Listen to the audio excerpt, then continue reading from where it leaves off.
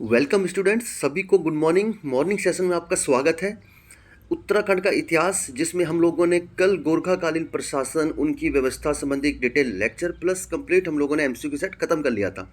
और इससे पहले हम लोग जो टिहरी रियासत था, इसका कंप्लीट प्रशासन पढ़ चुके हैं और इसका एमसीक्यू सेट आपके लेके सामने हाजिर है। ठीक है, तो उम्मीद करता हूँ ये सेशन आपके लाभ पर सिद्ध होगा। और ये सेशन खत्म होते ही हमारा अंग्रेज स्टार्ट हो जाएंगे, अंग्रेजों का कार्यकाल स्टार्ट हो जाएगा। ठीक है, तो हम प्रशासन के संबंधित पहला क्वेश्चन अब पढ़ना स्टार्ट कर लेते हैं। टिहरी शासन। और टिहरी शासन का उदय आपको पता है कि 1815 के बाद जब गोरखाओं के साथ सगोली की संधि हो जाती है, तो और अंग्रेज पूरी तरह से गढ़वाल और कुमाऊं पर आधिपत्य स्थापित कर लेते हैं।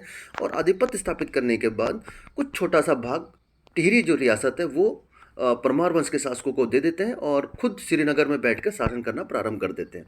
ठीक है, इस प्रकार से शासन व्यवस्था स्टार्ट हो जाती है। तो सबसे पहला जो प्रश्न है, सबसे पहला प्रश्न हम लेके चलते हैं।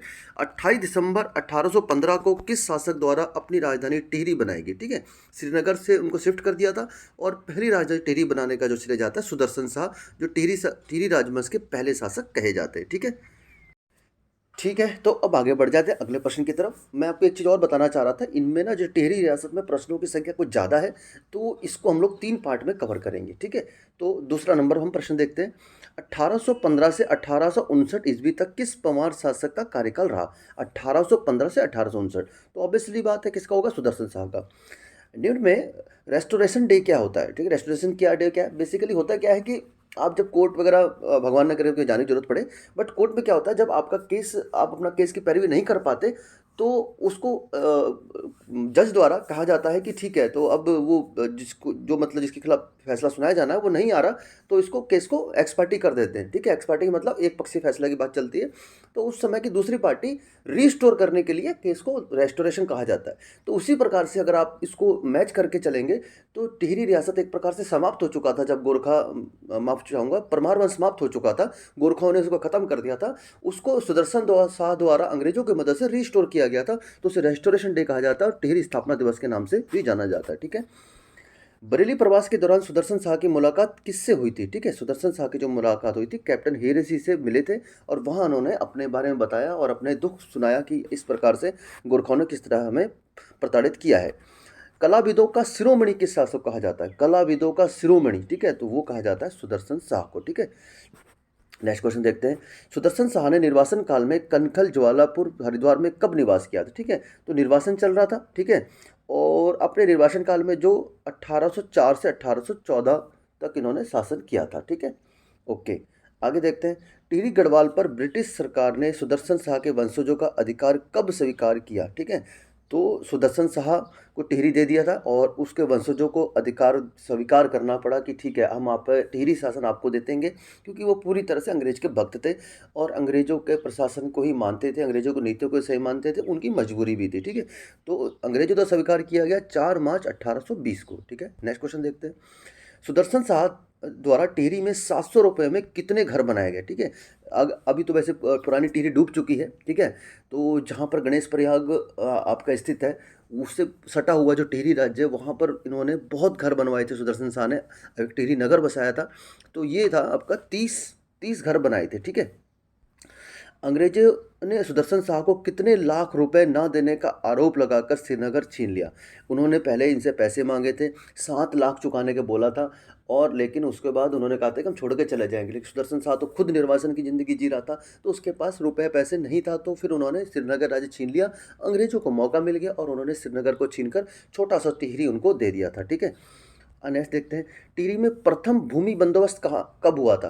तो देखिए, भूमि बंदोबस्त की एक स्पेशल वीडियो रहेगी, जो उत्तराखंड में जितने भी भूमि बंदोबस्त हुए चंद से लेकर अंग्रेजों तक, वो हम सारे कवर करेंगे एक और एमसीक्यू सेट में। ठीक है, बट फिलहाल जो क्वेश्चन आ रहे हैं उसको हम देखते चलते हैं। टिहरी में जो प्रथम भूमि बंदोबस्त हुआ था वो हुआ था 1823 में। ठीक है, 1823 में किया गया था। रवाई परगना को टिहरी रियासत में कब शामिल किया गया था? ठीक है, तो रवाई परगना को टिहरी में शामिल किया गया 1824 में। टिहरी राजभवन या पुराना दरबार 1848 ईस्वी में किसके द्वारा बनाया गया था? ठीक है, तो यह जो बनाया गया था सुदर्शन शाह के द्वारा बनाया गया था। सुदर्शन शाह द्वारा रचित सभासार ग्रंथ को कितने खंडों में लिखा गया है? ठीक है, तो यह जो इसमें क्या ब्रिज भाषा का प्रयोग हुआ है। ठीक है, और इसमें क्या है कि जो इसको खंड खंड की अगर बात करें, तो ये लिखे गए हैं टोटल 7 खंडों में लिखा गया है। ठीक है, ओके, ठीक है। नेक्स्ट क्वेश्चन देखते हैं, निम्न में किसने सुदर्शन शाह को दाता ज्ञाता सुरमा कहा था? ठीक है, तो यह कहने वाले थे अजब राम। ठीक है, इन्होंने कहा था दाता ज्ञाता सुरमा। ठीक है, सही कथन को चुनिए, तो सही कथन हम चुन लेते हैं। ठीक है, तो सभासार ग्रंथ में ब्रिज भाषा का प्रयोग हुआ, बिल्कुल सही है। बुलांदा बुलांदा बद्री सुदर्शन शाह को कहा जाता है, मैंने आपको पहले बताया था कि अपने राजा को बुलांदा बद्रीनाथ के नाम से कहते थे, टेरी प्रजा। मौलाराम चैतू व माणकू को सुदर्शन शाह ने आश्रय दिया था, ये भी सही है। तो सारे के सारे कथन ठीक है। अंग्रेज अधिकारी फ्राइडन की बाघ से रक्षा किसने करी थी? ठीक है, तो उससे अधिकारी जो फ्राइडन थे, रक्षा उनसे उनकी करी थी सुदर्शन शाह ने ही करी थी। ठीक है, आगे देखते हैं, ग्रामों की व्यवस्था हेतु कमीण व सियाना की नियुक्ति किनके द्वारा की गई थी? जी हम पढ़ चुके हैं, कमीण व सियाना, इनका पूरा प्रशासन हम पढ़ चुके हैं, गोलदार, थोकदार। ठीक है, इन सब के बारे में हम अच्छे से स्टडी कर चुके हैं। तो इनकी व्यवस्था किसके द्वारा की गई थी? सुदर्शन शाह के द्वारा की गई थी। सुदर्शन शाह की मृत्यु कब हुई थी? ठीक है, सुदर्शन शाह की मृत्यु 1859 में हुई थी। और फिर उनके जो पुत्र थे वो शासन उन्होंने, भवानी शाह जो थे, फिर उन्होंने शासन संभाला था। ठीक है, कामदार नामक अधिकारी होते थे, तो कामदार कौन होते थे? तो कामदार कहे जाते थे ना तो फसल काटने के लिए, ना ही भवन निर्माण के लिए, ये होते थे राजस्व व धन एकत्र करने के हेतु। ठीक है, 1859 से 1871 तक टिहरी पर किसका शासन था? तो किसका शासन था? तो भवानी शाह का। बहुत कम कार्यकाल माना जाता है, तो भवानी शाह का शासन था। 1862 ईस्वी में देवप्रयाग में संस्कृत पाठशाला किनके द्वारा बनाई गई? देखिए, अब जो कार्यकाल अब इंपॉर्टेंट हो जाता है 1815 के बाद वाला, कि कौन सा कार्यकाल किसका था। ठीक है, तो ये आपको याद रखना जरूरी है। ठीक है, 1815 से 1859 तक हो गया इनका सुदर्शन शाह का, फिर 1859 से 1871 तक हो गया भवानी शाह का। 1862 में देवप्रयाग में संस्कृत पाठशाला किसके द्वारा बनाई गई? तो तत्कालीन समय में किसका शासन चल रहा था? भवानी शाह का शासन चल रहा था। भवानी शाह की माता का नाम क्या था? माता का नाम यानी कि सुदर्शन शाह की पत्नी जो थी, तो उनका नाम जो था गुण देवी था। ओके, याद रख के चलेंगे, एग्जाम में इस प्रकार का भी क्वेश्चन बन जाता है। निम्न में साधु प्रकृति के नरेश कौन थे? बिल्कुल साधु प्रकृति के जो नरेश थे वो भवानी शाह ही थे। ठीक है, और 1871 से 1886 तक, मतलब भवानी शाह के बाद कौन शासक, इन्होंने शासक संभाला? तो प्रताप शाह। ये बहुत अच्छे राजा थे, बहुत मतलब इन्होंने कार्य किए प्रजा की भलाई के लिए। ठीक है, जलकूर नदी के तट पर 1877 में प्रताप नगर की नींव किसने रखी? तो प्रताप शाह ही ऐसे शासक थे जिन्होंने अपने नाम से मतलब नगर बसाने की परंपरा को प्रारंभ किया था। ठीक है, तो प्रताप नगर की नींव रखी थी प्रताप शाह ने। ठीक है, थोड़ा सा यहाँ पीडीएफ डल है, तो थोड़ा मैनेज कर लेंगे प्लीज़। विवाद की स्थिति में वादी से शुल्क लेने की प्रथा प्रारंभ करी थी। ठीक है, तो वादी, ठीक है, तो वादी जो ना केस लगाता था, ठीक है, केस लगाता था, मतलब राजा के सामने केस जो लेके जाता था उसको वादी बोला जाता है, और जिसके खिलाफ केस लगाया जाता है उसे प्रतिवादी बोला जाता है। तो वादी जो केस पुटअप करता है उससे शुल्क लिया जाता था। यह प्रथा जो प्रारंभ करी थी, यह प्रारंभ करी थी सुदर्शन शाह के द्वारा प्रारंभ की गई थी। ठीक है, ओके। इतिहासकारों के अनुसार 1857 ईस्वी के स्वतंत्रता संग्राम में ब्रिटिश सहायता करने पर कौन सा प्रांत सुदर्शन शाह को उधार स्वरूप दे रहे थे? ठीक है, तो 1857 के स्वतंत्रता संग्राम में जो इन्होंने पूरी तरह से जो टिहरी रियासत है वो पूरी तरह से ब्रिटिशों का साथ दिया था। ठीक है, और जिसका प्रभाव हमारे उत्तराखंड में बहुत कम देखने को मिला था। इसके और भी कारण थे, रैमजे का होना, वो जब हम 1857 पढ़ेंगे तब का हमारा मैटर आएगा। फिलहाल हमारा फोकस टिहरी प्रशासन पर है। तो ये उधार स्वरूप या उपहार स्वरूप भी आप कह सकते हो, तो बिजनौर प्रांत दे रहे थे। तो ये उधार स्वरूप ही था, उपहार नहीं दे रहे थे, बिजनौर प्रांत दे रहे थे। ठीक है, टिहरी रियासत का ऐसा शासक जिसे जनता बोलांदा बद्रिश और ब्रिटिश यात्री कलाविदों का शिरोमणि कहते थे। ठीक है, तो ये कौन हो जाएंगे? सुदर्शन शाह ही हो जाएंगे। ठीक, टिहरी में किस शासक के समय ज्यूला पैमाइश के आधार पर भूमि का बंदोबस्त किया गया? ज्यूला पैमाइश आधार पर भूमि का बंदोबस्त एक बहुत इंपॉर्टेंट प्रश्न है, एग्जाम में बना हुआ है। प्रताप शाह के समय ज्यूला पैमाइश पर आधार पर भूमि बंदोबस्त किया गया। ये भूमि बंदोबस्त एक बार फिर से पढ़ेंगे हम लोग। ठीक है, उसके लिए आप चिंता नहीं करेंगे। गढ़वाल रियासत में आधुनिक पटवारियों के समान कौन सा अधिकारी था? ठीक है, पटवारी, मैंने आपको बोला था ना कि पहले वो क्या करते थे जो थोकदार होते थे, थोकदार ग्राम प्रधानों से ग्राम प्रधान नियुक्त करते थे। ग्राम प्रधान ही क्या करते थे? टैक्स का कलेक्शन करते थे और पटवारी को देते थे। ठीक है, तो पटवारी को क्या कहा जाता था? पटवारी को कहा जाता था कारदार। ठीक है, कारदार कहा जाता था। ठीक, ओके। टिहरी रियासत में पाला बिसाऊ प्रथा क्या थी? वेरी इंपॉर्टेंट, पाला बिसाऊ प्रथा। पाला बिसाऊ प्रथा एक प्रकार की कर व्यवस्था थी। ठीक है, इसको याद रख के चलेंगे, एग्जाम में आ सकता है कि पाला बिसाऊ प्रथा किस कार्यकाल में चली थी, क्या थी। ठीक है, आगे गढ़वाल का ऐसा शासक जिसने सर्वधर्म सम्मेलन की सभा बुलाई और जिसकी प्रशंसा ब्रिटिश गवर्नर भी करते थे। ठीक है, तो ऐसा कौन सा शासक था?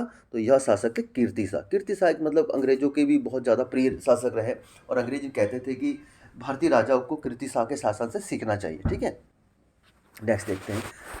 इस प्रकार के क्वेश्चन एग्जाम में बन जाते हैं कि देखिए ये जो आपको चार यूपीएससी पैटर्न है, आजकल यूपीएससी पैटर्न मत कहिए, ये तो नॉर्मल पैटर्न हो गया, सारे एग्जाम इसी प्रकार से पूछा जाता है क्वेश्चन।